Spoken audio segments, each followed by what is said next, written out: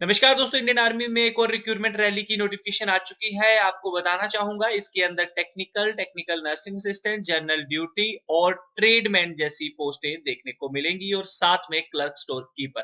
आप लोगों को बता दूं, यहाँ पे काफी सारे लोगों का एक सवाल रहता है कि उन्होंने अदर बोर्ड से मतलब जो ओपन स्कूलिंग होती है वहां से अगर अपनी क्वालिफिकेशन पूरी की है तो क्या वो लोग अप्लाई कर सकते हैं? जी हाँ, अगर आप लोगों का एजुकेशन बोर्ड COBSE के अंदर आता है, AICTE के अंदर आता है, CBSE के अंदर आता है या national institute of open schooling के अंदर आता है, तो भी आप यहाँ पे अप्लाई कर सकते हैं। अब बात करते हैं इस भर्ती की।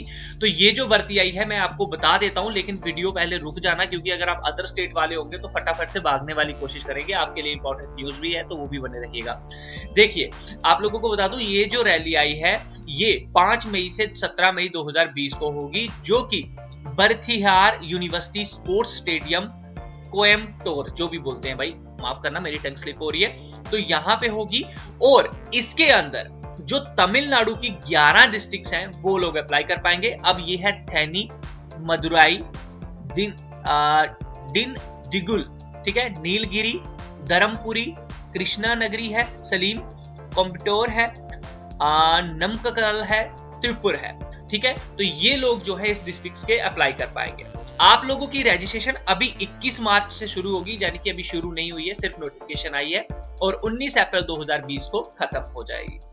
आपके एडमिट कार्ड 20 अप्रैल से आना शुरू हो जाएंगे। अब कुछ इंपॉर्टेंट बात देखो, आप सबका एक सवाल आता है कि हमारी स्टेट की भर्ती कब आएगी, तो मैं आपको डिस्क्रिप्शन में ये वाला पेज दे रहा हूं, समझ आया क्या .in का। इस पेज पे आना, इस पेज पे आने के बाद बिल्कुल नीचे आना, यहाँ पे क्लिक करना और इस नोटिफिकेशन को डाउनलोड करना, जिसमें 2020-21 का पूरा शेड्यूल दिया हुआ है। ठीक है, आई होप आपको समझ आ गया होगा। अगर नहीं समझ आया तो कमेंट कर देना। और यहाँ पे अप्लाई का लिंक भी है, और साथ में अगर किसी को रजिस्ट्रेशन करना नहीं आता तो वो ये वीडियो भी देख लेना। चलिए, अब हम रिटर्न आते हैं वापस, और ये जो नोटिफिकेशन अभी मैंने ओपन की है तो ये भी आप लोगों ने डाउनलोड करनी होगी, है ना। तो ये जो डाउनलोड करनी है ये यहाँ पे मिलेगी। देखो, मैंने तमिलनाडु ऊपर सर्च किया तो यहाँ पे आप लोगों को नोटिफिकेशन भी मिल जाएगी। अब जिन लोगों को ये समझ नहीं आया इस पेज पे कैसे आना है कैसे नहीं आना है, तो सिंपल सा सर्च कर लेना, समझ आया क्या। जैसे ही ये सर्च करोगे पहली वेबसाइट ओपन होती है, यहाँ पे क्लिक करना। उसके बाद ये कुछ BSNL की रिक्रूटमेंट है, फिर रेलवे की रिक्रूटमेंट है, और नीचे शेड्यूल भर्ती आर्मी की। तो ये रहा वो पेज इंडियन आर्मी का। बस यहाँ पे तमिलनाडु सर्च करना तो यहाँ पे मिल जाएगा। ठीक है, चलो अब वापस आते हैं नोटिफिकेशन पे।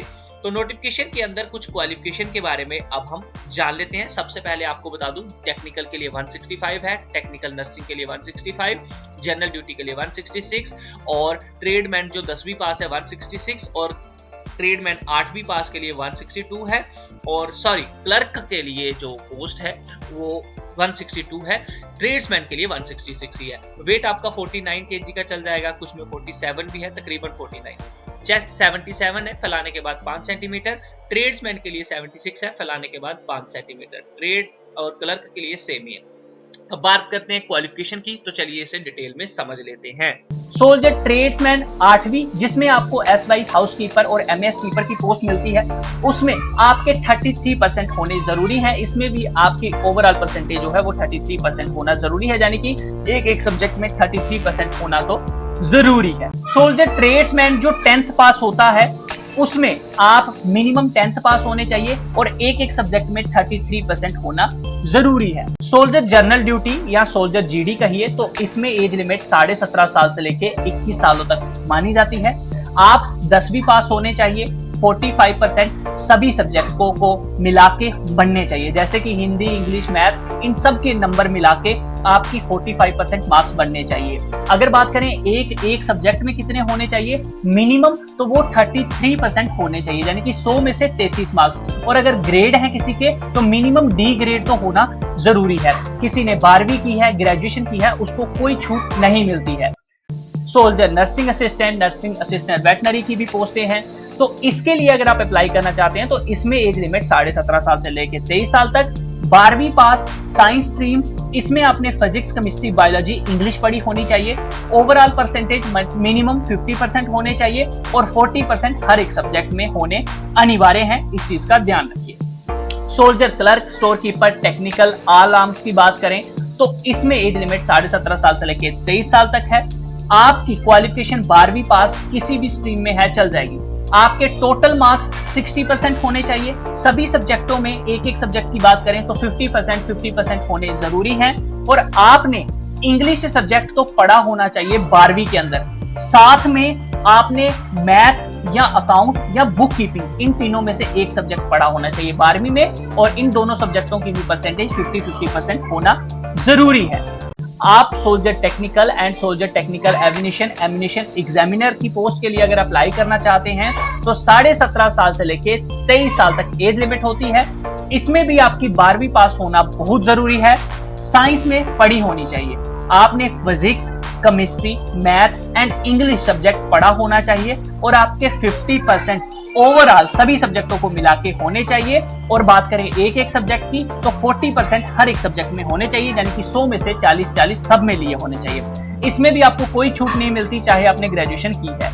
दोस्तों, अप्लाई करने के बाद आप लोगों को फिजिकल फिटनेस टेस्ट देना होता है। जब आप रैली में जाते हैं तो वहां पे आपकी 1.6 किलोमीटर की रनिंग होती है, जिसमें 2 मार्क्स होते हैं, एक तो होते हैं फुल मार्क्स, एक होते हैं कम मार्क्स। देखिए, अगर आप रनिंग 5 मिनट 30 सेकंड के अंदर कवर कर लेते हैं तो आपको 60 मार्क्स मिलते हैं। याद रखिए 30 सेकंड के पहले पहले, ठीक है। और अगर आप 30 सेकंड के ऊपर चले जाते हैं और 45 सेकंड के अंदर कवर करते हैं तो फिर आपको मिलते हैं 48 मार्क्स। इस चीज का ध्यान रखिए। दोस्तों, आपके बीम, पुलअप्स होते हैं, ये आपको डंडे के ऊपर लटकना होता है, तो इसमें आपको 10 पुलअप्स मैक्सिमम मारने हैं, जिसके आपको 40 मार्क्स मिल जाएंगे। लेकिन अगर आप 10 नहीं मारते हैं, 9 मारेंगे तो 33 मार्क्स मिलते हैं। 8 मारोगे तो 27 मार्क्स मिलते हैं। 7 मारोगे तो 21 मार्क्स मिलते हैं। 6 पुलअप्स मारोगे तो 16 मार्क्स मिलते हैं। उसके बाद एक 9 फीट का डिच होता है, जिगजैग बैलेंस होता है। 9 फीट का डिच जंप लगाना होता है, खड्डे को पार करना होता है। जिगजैग बैलेंस एक डंडे के ऊपर चल के दिखाना है। तो ये दोनों तो सिर्फ आपने क्वालिफाई करने हैं, और रनिंग में और बीम में आपको मार्क्स लेने होते हैं। दोस्तों, इसके बाद आपका फिजिकल मेजरमेंट टेस्ट होता है, फिर मेडिकल टेस्ट होता है। मेडिकल टेस्ट के लिए हमने काफी वीडियोस बनाई हैं, डिस्क्रिप्शन में दी हैं, तो वो चीजों को ध्यान रखिएगा और तभी मेडिकल देने जाइए। उसके बाद आपका रिटन टेस्ट हो जाता है। तो ये सारी चीजें हैं जो आपको करनी होती हैं रैली के दौरान। क्वालिफिकेशन के बाद आपको एज यहां पे बता दूं, आपकी एज 17.5 साल से लेके 23 साल तक चल जाएगी। जीडी के लिए 17.5 से 21 साल तक चल जाएगी। अब नीचे आ जाते हैं थोड़ा, तो यहाँ पे कुछ आपको छूट भी मिलेगी। अगर आप स्पोर्ट्स कैटेगरी से हैं तो 2 कॉपीज लेके जाइएगा, एनसीसी वाले भी 2 कॉपीज और रिलेशन वाले भी 2 कॉपीज लेके जाइएगा।